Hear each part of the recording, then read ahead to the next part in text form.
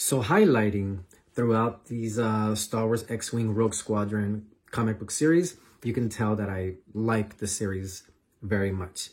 However, keeping that in mind, with this 6th story arc that is issues number 21, 22, 23, and 24, written by Michael Stackpole, this story arc made me love this comic book series so much more.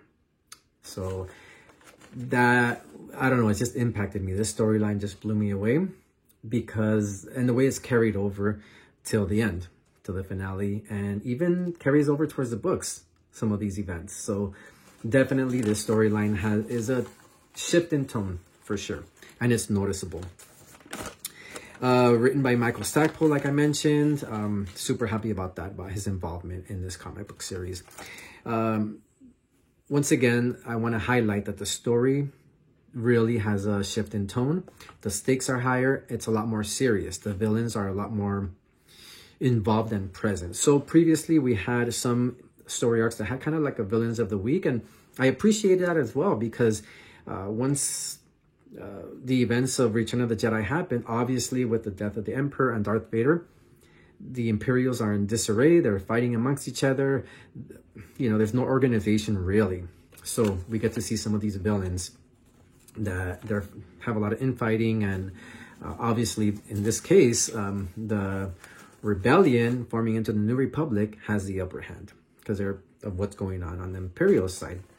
But here, we see a different perspective, a different side of the current state of the Imperial remnant. So definitely at this point, the series goes sideways. And I'm not saying that in a bad way. I'm saying that in complete positive. Like I said, as far as the tone, the stakes, and including the new villains that are introduced.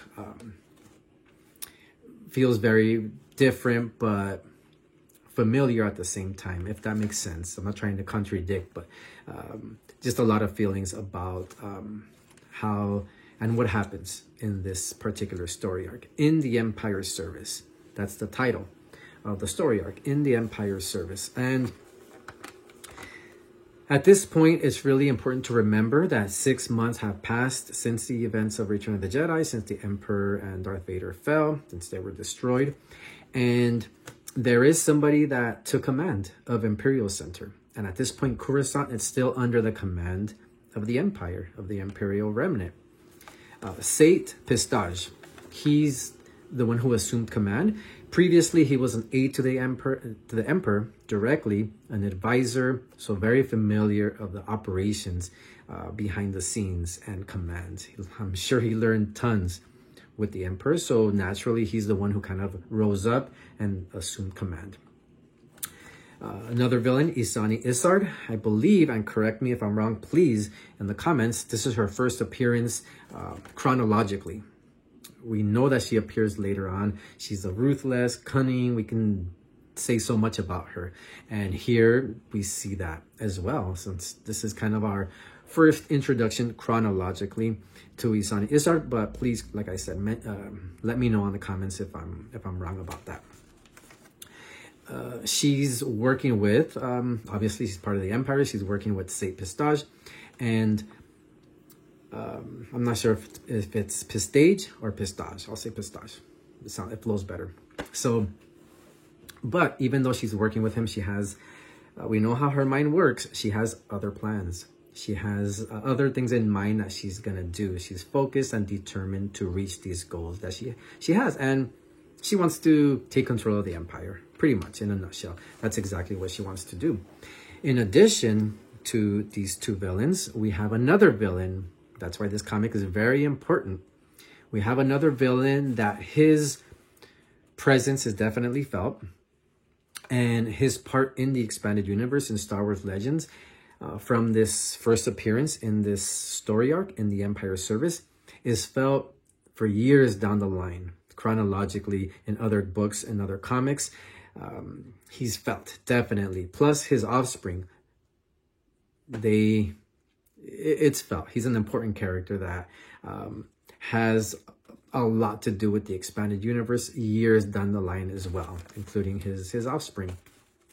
his name is important. His last name is important as well, way down the line, in addition to that. So, yeah. So, yeah, so Said Pistache gained control of Coruscant. Not gained control, but he assumed command. So that's where the main operations are coming from. And as we know in the X-Wing books, the New Republic took command of Coruscant. But at this point in time, chronologically, it's still under Imperial rule. I keep emphasizing that, but it's I feel it's something that's super important. The story starts off and takes place mainly in the beginning on Brental 4 system. And there is an Imperial in command. And his name is Commander, it's Isoto.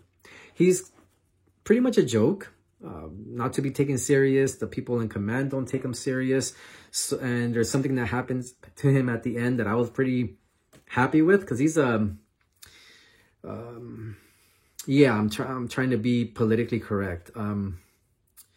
Yeah, he's a joke. He's a joke. I'm not gonna say what's in my mind right now, but he's a complete joke. He's just, they don't take him serious. Okay, so that's why his actions and his inability really to do what he's supposed to do, that that has an effect on him. And once again, something happens to him, and it happens in a cool way, since it's part of the story.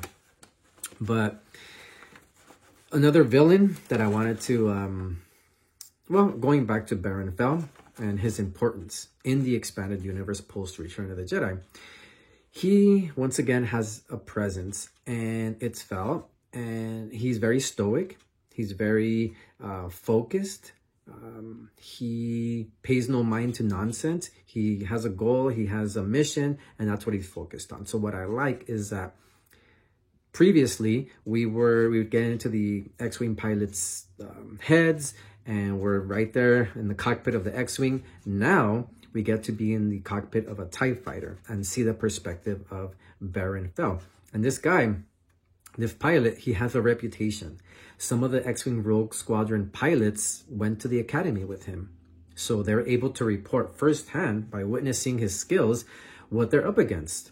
So they report this to the rest of the team, and as it is, this Baron Fel already has like I mentioned before, he has this reputation of being the best of the best. So yeah, definitely an important character, and there's a lot that happens with him. I love the character development, which I'm gonna dive deeper in future videos as we start reaching the end of this comic book series, because there's a lot that happens in this story but carries over to the next. So at the end, kind of to finalize this, the Imperials plan a mole in the rebellion, forming New Republic, and there is a dogfight involving Wedge and Baron Fel and the rogues, and they are able to capture Baron Fel. So he's in captivity. He has some words with Wedge. And at the end, it leaves us with a cliffhanger, because Baron Fel reveals something very deep and heavy to Wedge. And that's how it ends.